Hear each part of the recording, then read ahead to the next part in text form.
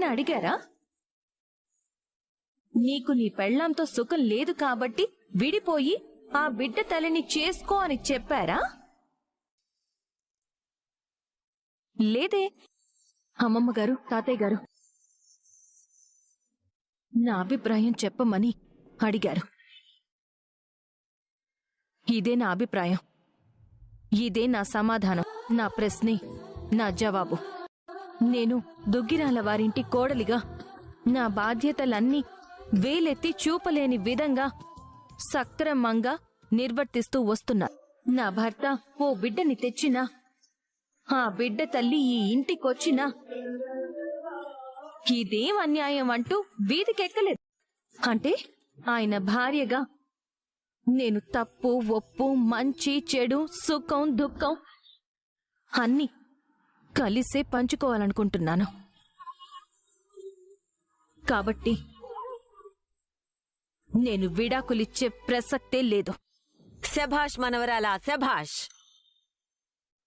ఆడతనమంటే ఇది, ఆరిందాతనమంటే పెళ్లికి ముందు తొందరపడి మగవాడికి తన సర్వస్వం అర్పించేసుకోవడానికి సిద్ధపడ్డ ఆడదానికి నా మనవరాలెదురుగా నిలబడే అర్హత కూడా లేదు.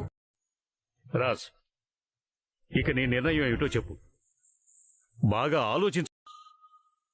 లేదు తాతయ్య, ఈ విషయంలో నాకు మాట్లాడే అర్హత లేదు. దీని గురించి నేనేం మాట్లాడలేను. అర్థమైంది కదా? దీని గురించి కొన్ని రోజులు వదిలేసేయండి. అయ్యో, ఏంటపర్ణ ఒక్కదానివే ఉన్నావు? మీ పరివారమంతా ఎక్కడా? ఓ, కోటలోకి పంపించావా? వాళ్ళందర్నీ పంపించేస్తే నీకేదైనా అవసరమైతే ఇబ్బంది పడవు? కనీసం నీ బానిసలుగానైనా నీ దగ్గర పెట్టుకోవాలి కదా. నువ్వు ఆజ్ఞలు వేస్తే వినడానికి పడుంటారు కదా. ఎందుకత్తయ్యా అంత నిష్ఠూరంగా మాట్లాడుతున్నారు? అయ్యో, నువ్వు ఈ కోటకి మహారాణివమ్మా. నీతో నిష్ఠూరంగా మాట్లాడగలనా చెప్పు? నువ్వు ఆజ్ఞలు వేస్తే శిరసా వహించడం తప్ప ఎదురు చెప్పగలవా? నిష్ఠూరంగా మాట్లాడగలవా? అంటే ఇప్పుడు కూడా నాదే తప్పనంటున్నారా? అనడమేంటి, ముమ్మాటికి నీదే తప్పు. నీ పాటికి నువ్వు వాళ్ళకి విడాకులు ఇప్పించేసి నీ కొడుకుతో ఆ మాయకు పెళ్లి చెయ్యాలని ఆజ్ఞలు వేస్తే జరిగిపోతుందనుకుంటున్నావా? నేను ఎవరి మీద ఆజ్ఞలు అజమాయిషీ చేయలేదత్తయ్యా. సమస్యకు పరిష్కారం చెప్తున్నాను అని నువ్వు అనుకుంటే సరిపోతుందా? ఆ సమస్యను పరిష్కరించడానికి ఎవరు ముందుకు రానప్పుడు తల్లిగా కొడుకు సంతోషం కోసం ఈ పని చేయడం తప్పేలవుతుంది? నీ కొడుకు సంతోషం గురించి ఆలోచిస్తున్నావు కాని కావ్య జీవితం గురించి ఆలోచించవా? ఒక రకంగా నేను తనకి మంచే చేస్తున్నాను. ఇష్టం లేని భర్తతో కాపురం చేయడం కంటే విడిపోయి తన జీవితం తను చూసుకుని సంతోషంగా బ్రతకడం మంచిది కదా. ఈ మూర్ఖత్వాన్నే పక్కన పెట్టు అంటున్నాను. ఇంకొకరి జీవితంలో ఇది మంచి ఇది చెడు అని నువ్వెలా చెప్తావు? వాళ్ళు కదా చెప్పాలి. అసలు వాళ్ళకి ఇష్టం ఉందో లేదో కూడా తెలుసుకోకుండా విడాకులు తీసుకోమని ఎలా చెప్తావు? ఇప్పుడు కావ్య ఇష్టం లేదని చెప్పింది, మరి తనకేం సమాధానం చెప్తావు? తన నిర్ణయం నాకు అనవసరం అత్తయ్యా. కానీ కోర్టుకు అవసరం. ఒక భార్య ఉండగా రెండో పెళ్లి చేసుకోవడానికి చట్టం ఒప్పుకోదు. ఒకవేళ చెయ్యాల్సి వస్తే మొదటి భార్య అంగీకారంతోనే చెయ్యాలి. అది కూడా తనలో లోపం ఏదైనా ఉన్నప్పుడే.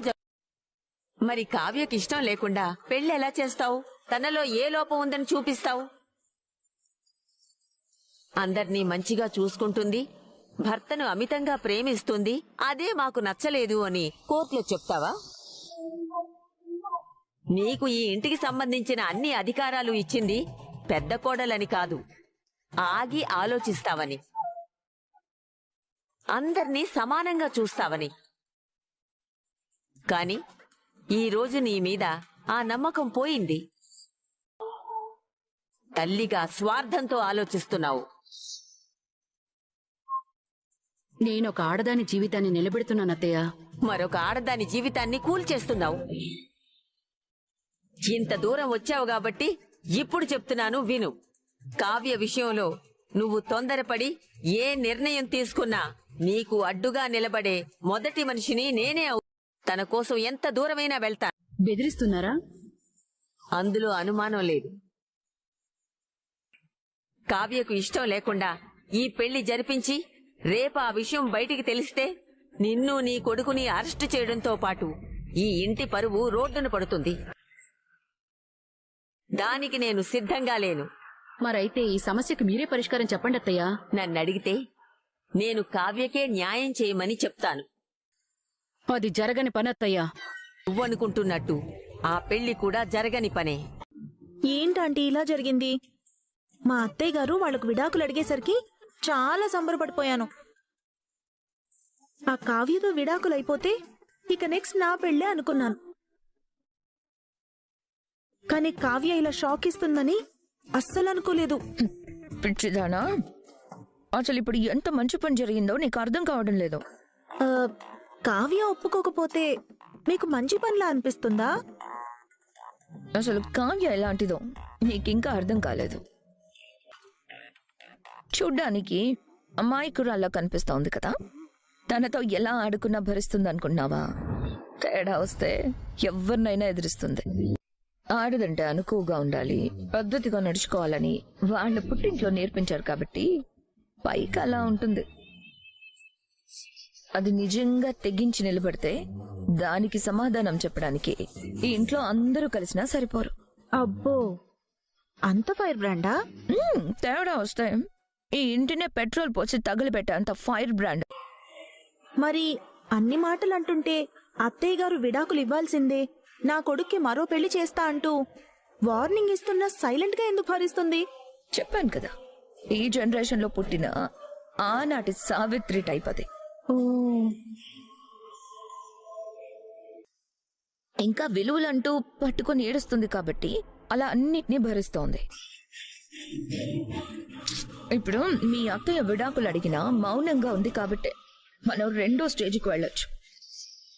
కనుక నేను వెళ్ళి టైం చూసుకుని మా వదిని రెచ్చగొడితే ఆ కావ్యని ఎదిరించైనా సరే ఇద్దరి పెళ్లి చేస్తుంది.